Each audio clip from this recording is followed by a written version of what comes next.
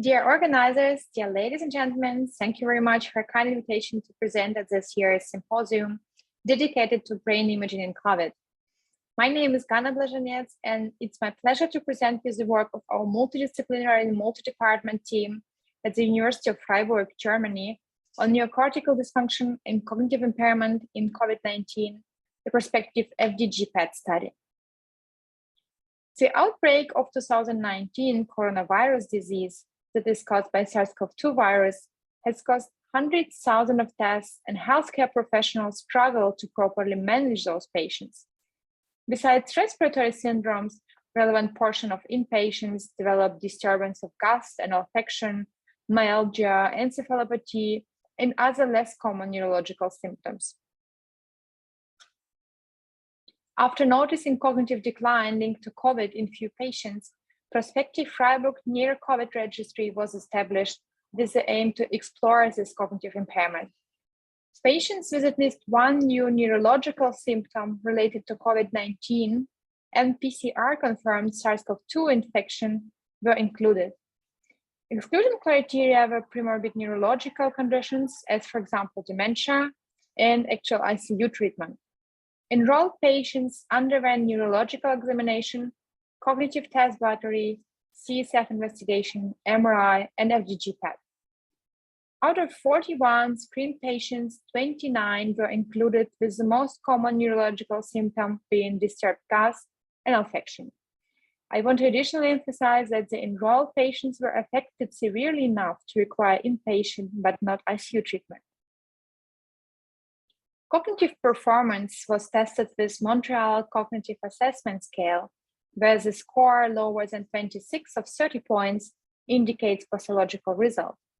Mean MoCA of this cohort was 22 points, which is at the level of the MCI to dementia. Mainly frontoparietal cortical functions were impaired, as identified from the significantly lower scores in attention, executive, and memory domains in COVID-19 patients compared to controls. 13 of 29 patients underwent cerebral MRI on a 3 Tesla scanner. In 4 patients, microembolic subacute infarcts were observed. However, no other structural changes, and in particular, no signs of atrophy, acute encephalitis, or leptomeningeal enhancements were found. Region of interest-based or voxel-based analysis of dynamic susceptibility contrast perfusion did not reveal significant differences when compared with the control group. 15 of 29 patients who showed at least 2 new neurological symptoms underwent cerebral FDG PET. Visual reads of individual FDG PET scans yield abnormal results of 2/3 of patients, with predominant pathological finding being frontoparietal hypometabolism.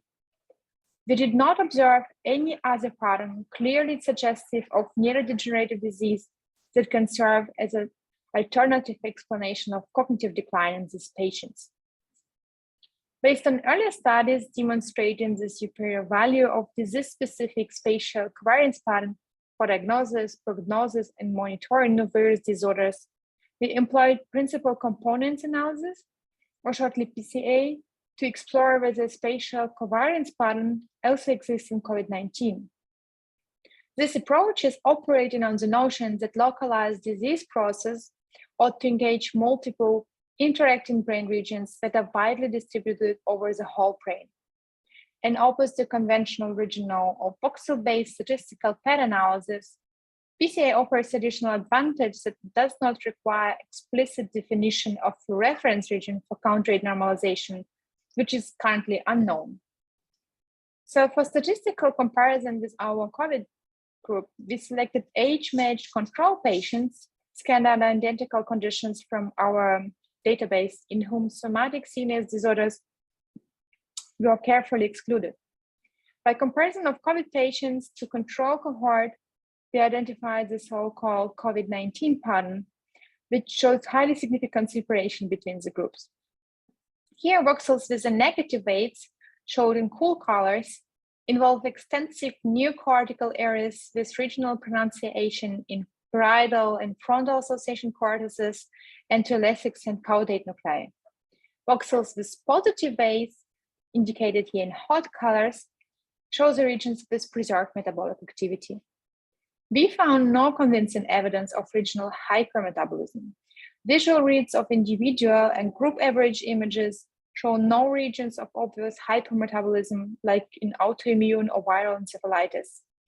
Likewise, exploratory regional analysis showed no significant difference of the lean body weight and plasma glucose adjusted standardized uptake value of FDG as a marker of regional glucose metabolism in areas with positive weights in our COVID-19 patients compared to control patients. By applying a topographic profile rating algorithm, we identified the so-called pattern expression score, the measure that reflects the degree of similarity between the identified pattern and individual subjects' data. As expected, pattern expression score of the COVID-19 pattern was significantly higher in COVID-19 patients compared to control patients and was highly significantly associated with experts' visual reads. Finally, there was a significant linear association between cognitive assessment, being MoCA global score adjusted for years of education, and pattern expression score. Higher pattern expression scores of the severity of cortical hypermetabolism was associated with worse cognitive performance. We are well aware of the problem and artifacts that may be introduced by selection of an inappropriate reference region for count rate normalization of PET data. Moreover, our patients were scanned on a fully digital PET CT system that provides superior image quality and spatial resolution. However, given the recent advance of this technique, a normal database of healthy controls was not yet available. Therefore, the validation analysis for this study was performed in 2 steps.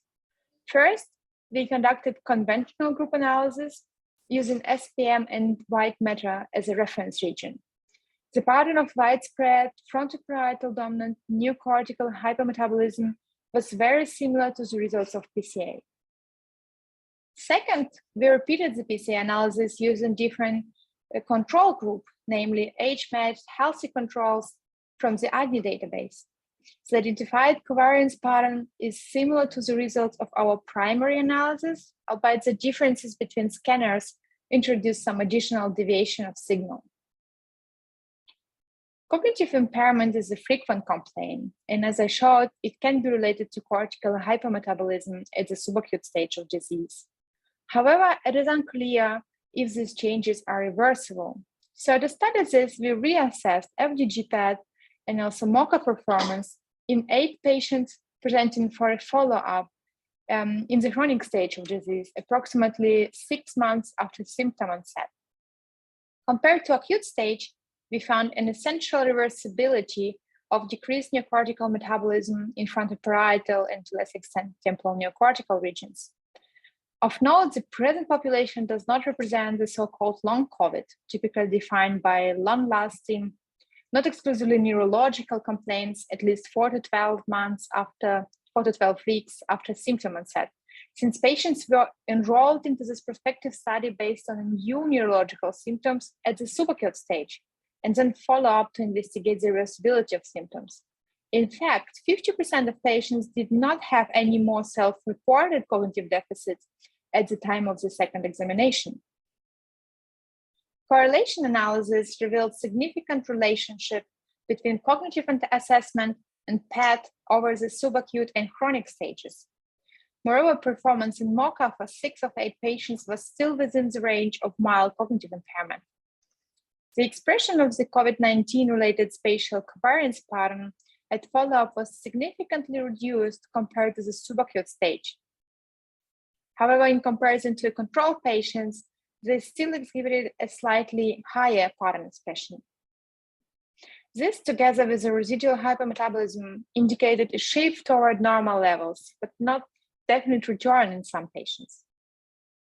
So this prospective register study highlights neocortical dysfunction as a sequel of COVID-19 by identifying cognitive decline using comprehensive neuropsychological testing with MoCAs and functional imaging with FDG PET. The visual reads of FDG PET brain scans revealed abnormal results of 2/3 of patients with predominant frontoparietal hypermetabolism. Moreover, TCA-based analysis identified COVID-19 related spatial covariance pattern, which is characterized by negative weights in widespread neocortical areas. And the expression of this pattern is highly associated with cognitive performance and was validated by conventional voxel-wise analysis and alternative control database. In the follow-up study, we demonstrated central reversibility of decreased neocortical glucose metabolism, accompanied by an improvement of cognitive functions in COVID-19 patients from their subacute to their chronic stage after SARS-CoV-2 infection. Also, residual neocortical dysfunction is still measurable even 6 months after manifestation of disease. Significant recovery of regional neuronal function and cognition can be clearly stated. This slow but evident recovery provides fundamental and I think novel insight into the pathophysiology of cognitive deficits associated with COVID-19. I highly encourage interested audience to refer to our publications on subacute and chronic COVID stages and a comprehensive review of the FDG PET imaging in COVID for further details. I would like to acknowledge the contribution of colleagues from the Department of Nuclear Medicine, Neuroradiology, Internal Medicine, Neurology and Clinical Neuroscience. And if you have any questions, comments, or inquiries, please feel free to reach out using the following email. Thank you very much for your attention.